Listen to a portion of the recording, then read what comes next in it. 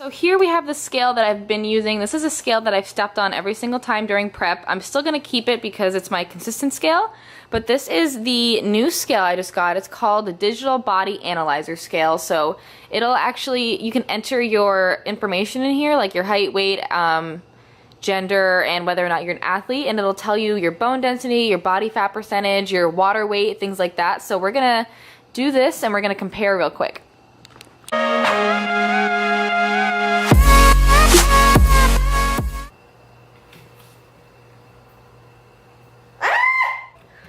Wait, look.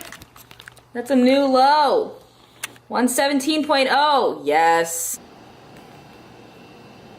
This one is pretty close to being accurate in comparison to the other one. I was 117.0 and I was 116.8 here, which is awesome. It says 17.7% body fat, 6.4% water weight, bone density 38.6%. Oh, sorry, water weight.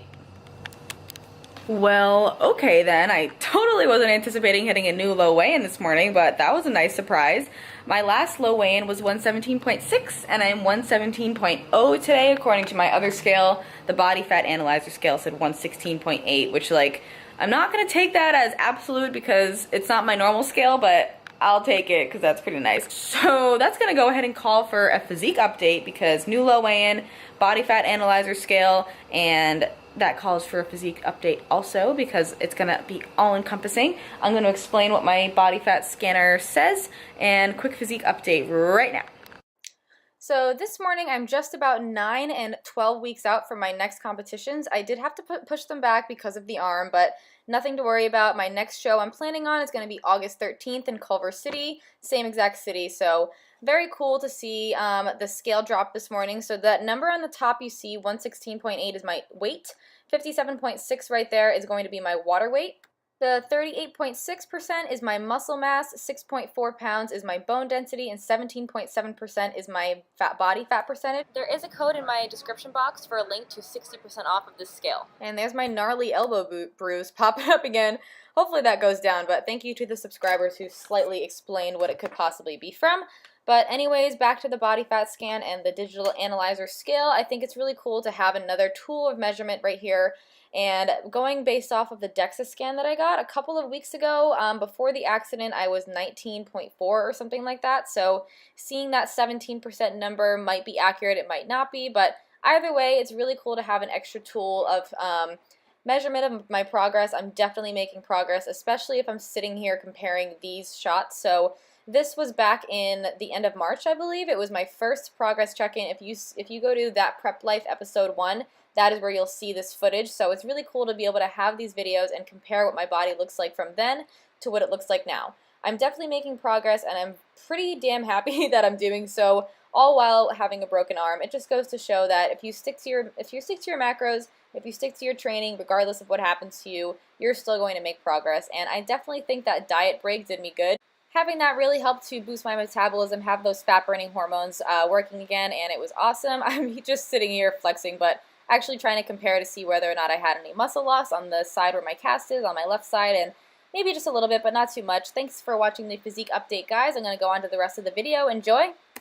Woo, that felt nice. So I am very happy about that, and now it's refeed day. Today is high carb day. Refeed day, high carb day. They're essentially the same exact thing. So I call them refeed days, but I probably shouldn't. A refeed day technically is supposed to be when you're really dieted down and you have to refeed your body with more carbs. Dang, I think I slept on my cast and someone's signature is on my face.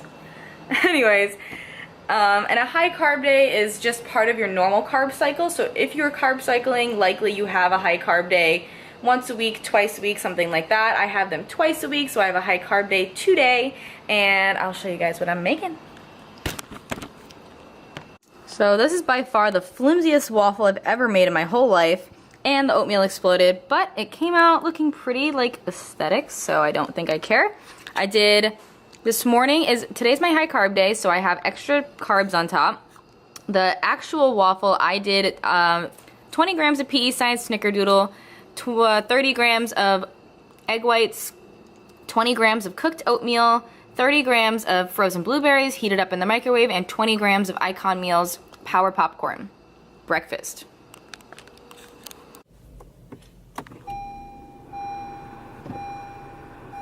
I'm very much enjoying this new car. It's really nice. Like I said in my last video, I've never had a nice car, so this is like a huge change from what I'm used to, and I'm really liking it. So, Mags and I are going to get nails done today. They're super ratchet, and yeah. So after that, Froyo, work, and just living life. I'm eating my salad in my car currently. I think someone's beeping at me. No, they're not at me. Yeah, we're getting our nails done and I'm hungry. So, salad in the car. Dance. Oh god. Do you have your camera charger by chance? No, I don't have mine. Bellagio Nails and Spa.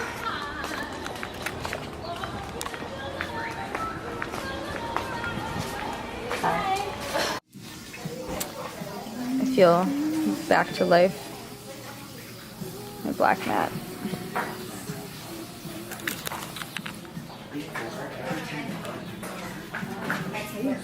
Best nail place I've been to so far living in California. It's called Bellagio Nails and Spa in the Marina del Rey. They do a really good job.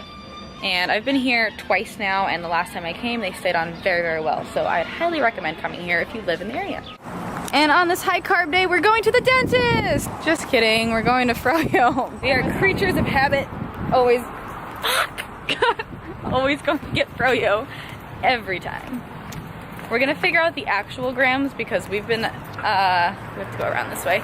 We've been told a lot of different things about how to actually weigh out the Froyo, and I've done it a bunch of times. Go ahead, in the door. You can open the door.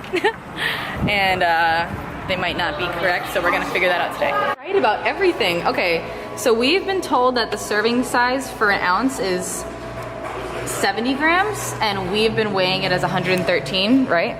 But it's actually 90, so we're not like totally off. So serving size for everything in grams is like 91, so.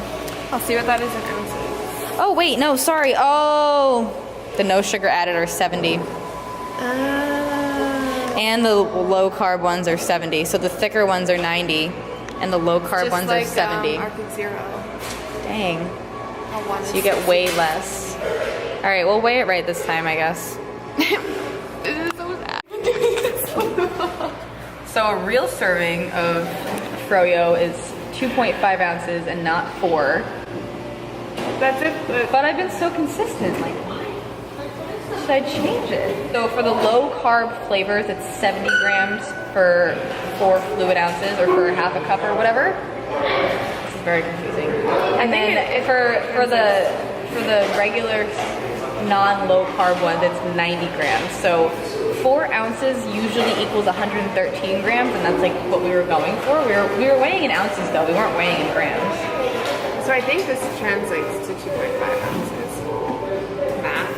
All right, I'll show you guys what I tracked in my phone for this because I created its own separate meal. This Froyo tracking shit is complicated.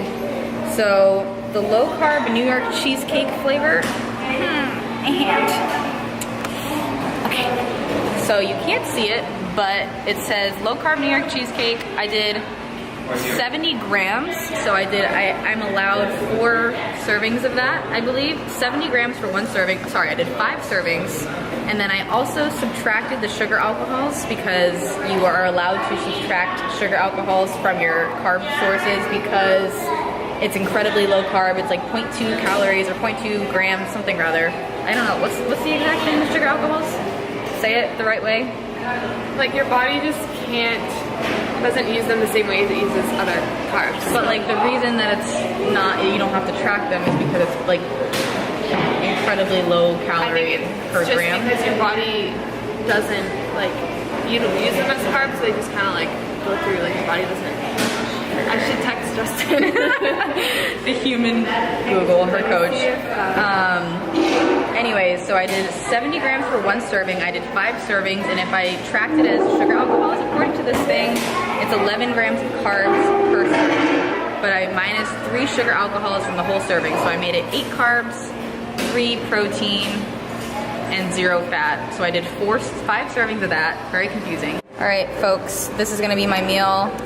2 servings of sprinkles, half a Power Crunch bar, 1 ounce of cheesecake bites and 420 grams of low carb cheesecake. And we're gonna do this. Show you the macros. If it turns, there we go. 67 grams of carbs, 14 grams of fat, 27 grams of protein, and go. That's so nice, Mags. Learn from the best. Here's mine, you learned from the best.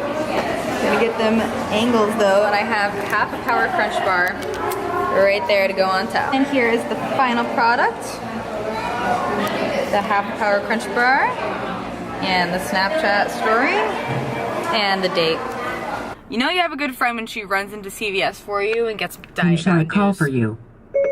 This phone, this car like talks to me randomly. Like if my phone is plugged in, it's on CarPlay. Can you not? No.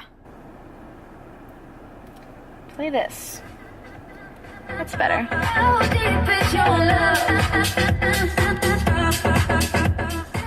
look like a loser here.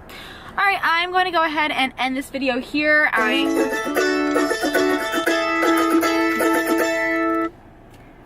Yes, dear.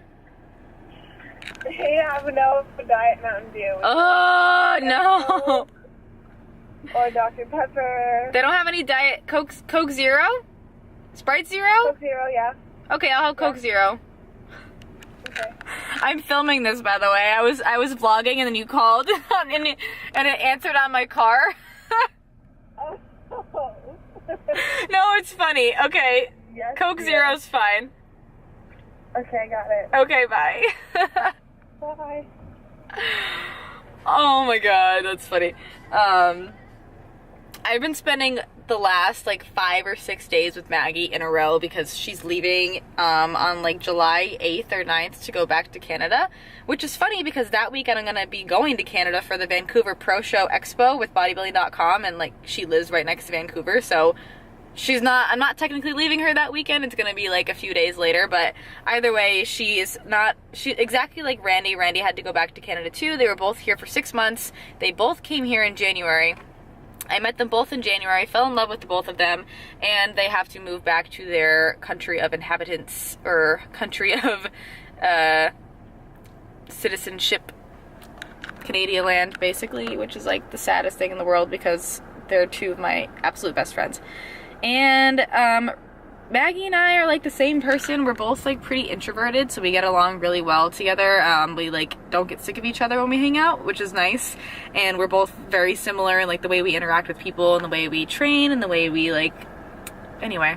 And I'm gonna go ahead and drop her off at home, and I'm gonna end this video here. As always, thank you guys so very much for watching. I hope you enjoyed this video, and give it a thumbs up if you liked it, and if you didn't, then you should give it a thumbs up anyway. Have a good night.